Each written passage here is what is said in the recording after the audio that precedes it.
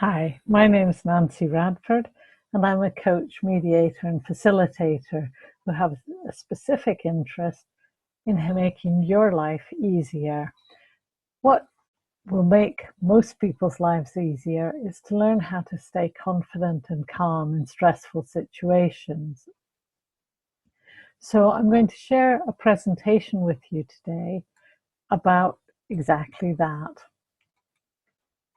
We often know what we should do when stress kicks in, when something goes wrong, and we know how to be confident. But when the two come together, it's like a perfect storm, and we end up saying exactly the wrong thing when we really, really need to say the right thing, or behaving in a way we know is self-destructive.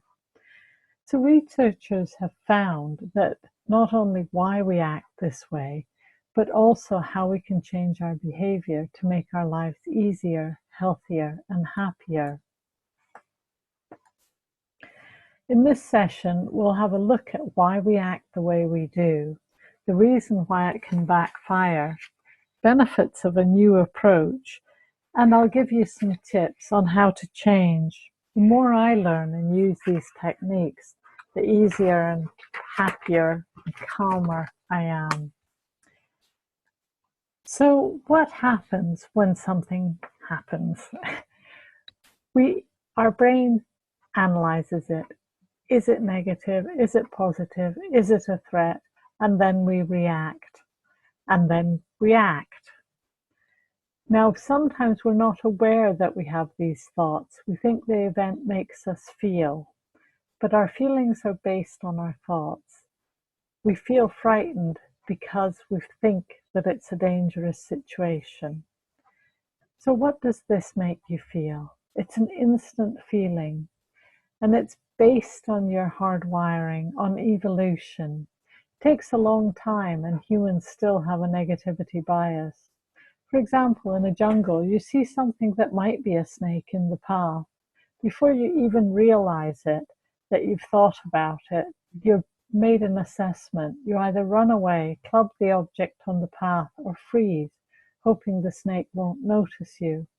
When something changes in a split second, our brain reacts to a potential danger, causing a physical and chemical reaction in our bodies, and then we act. This reaction is actually hardwired in our systems. So let's have a look at what happens in our brain. Bit of science, simplified obviously. Your brain has three main functions which all interrelate. The pink part, labeled 1, is mainly to keep you alive by regulating your temperature, heart rate, hormones. All living organisms have this. The middle orangey bit is what is sometimes called the chimp or reptile brain. Its role is to protect us. This is where instincts like fear, anger, attack, maternal instinct, all those protective reactions are based.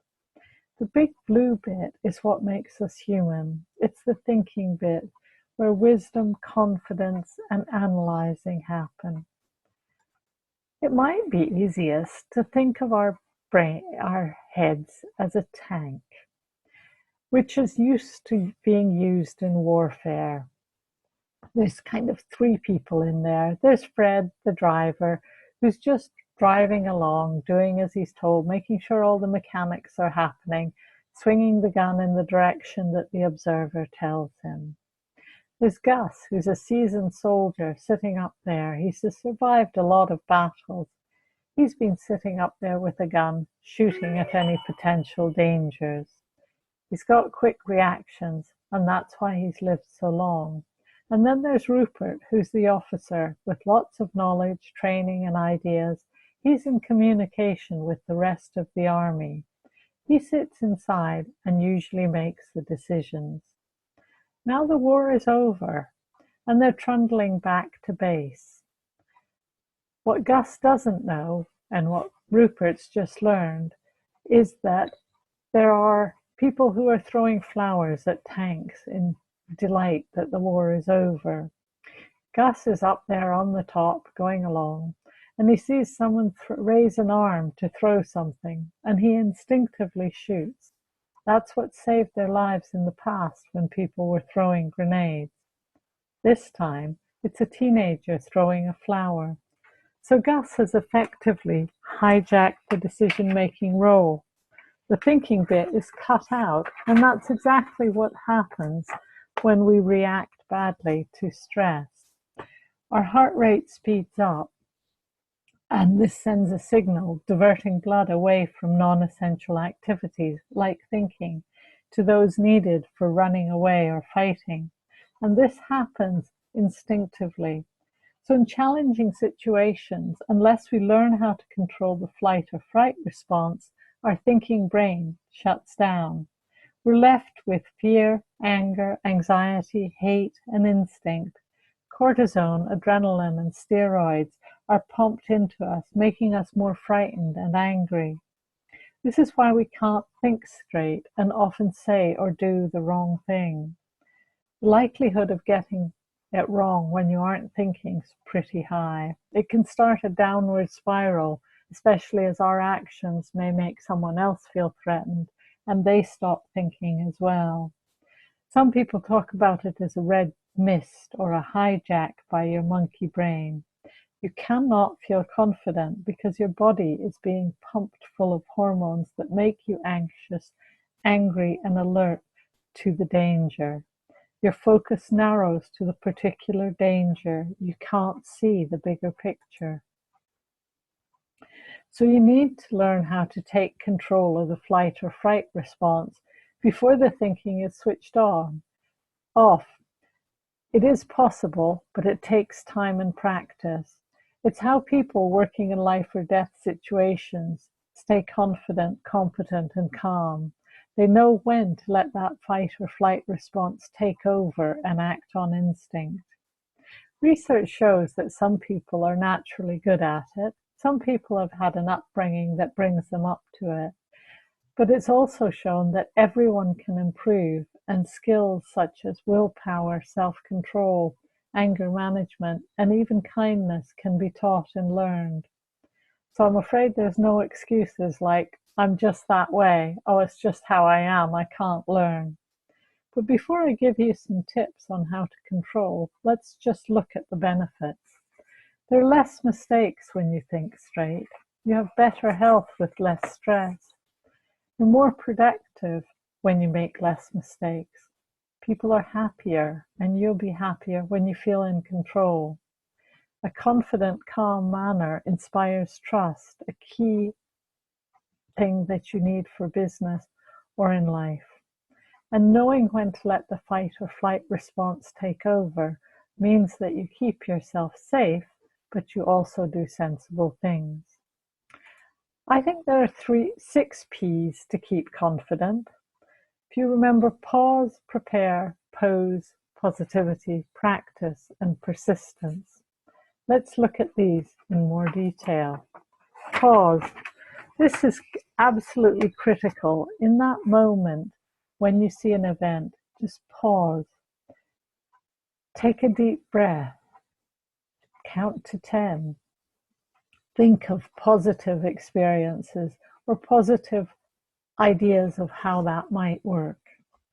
This will trigger your vagus nerve and the calm and control response, slowing and strengthening your heart rate, and will give you a little bit longer to assess the situation. If you already feel you can't think straight, ask for a bit of time to respond. Slow and strengthen your heartbeat so that you can prepare. It helps with any difficult situation and conversation, working out what is the issue, what's important for you, know what your values and strengths are. Get your story straight. What exactly is the problem? What other alternatives are there? Now, it may be you can't do all of this when the situations happen, but if you're clear in your own mind and try and think of all the things that could happen, you will be much more prepared and find it much easier to be calm. Think about what the ideal end result would be. And pose. No, you don't have to wear a Wonder Woman costume. But Amy Cuddy, a social psychologist and Harvard associate professor, explained in her 2012 TED Talk how standing in a Wonder Woman pose actually changes your brain chemistry to make you more courageous and confident by boosting testosterone and lowering the stress hormone cortisol. You don't have to wear the costume, and you don't do it in front of people. It's really for you to give the nonverbal feedback to yourself. Just stand straight, shoulders back, hands on hips, and legs apart for 2 minutes.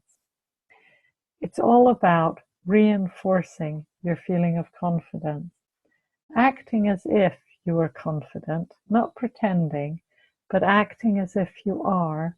Shoulders back and smiling will create positive feedback from your own body and also from others, and you will begin to feel more confident. Posture and appearance are important. Our minds change our bodies, but our bodies also change our minds.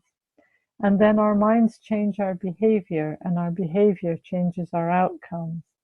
It's not just fake it till you make it, it's fake it until you become it. Tiny tweaks can make huge changes.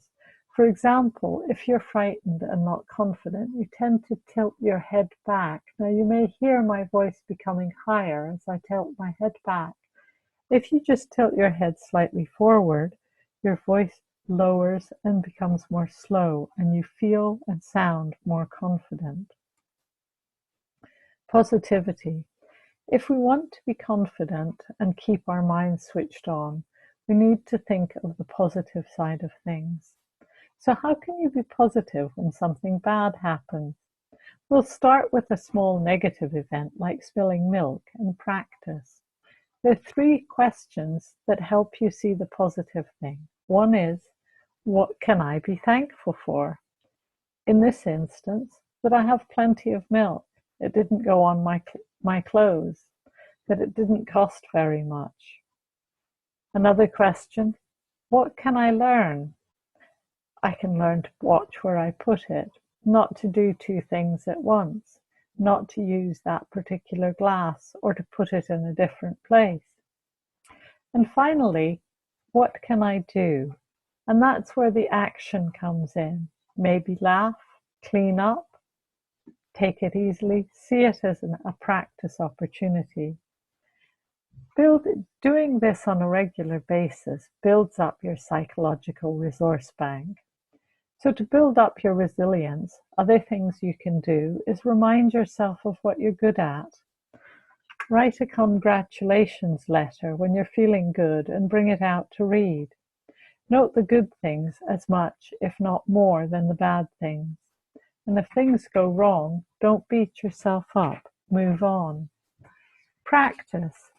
Now, one of the things that helps people in emergency services is doing practice, role play, simulations. And this means that when the actual incident occurs, they are acting from instinct. It's become such almost ingrained, and it's just happens. So the more you practice, the more likely you are to do the right thing.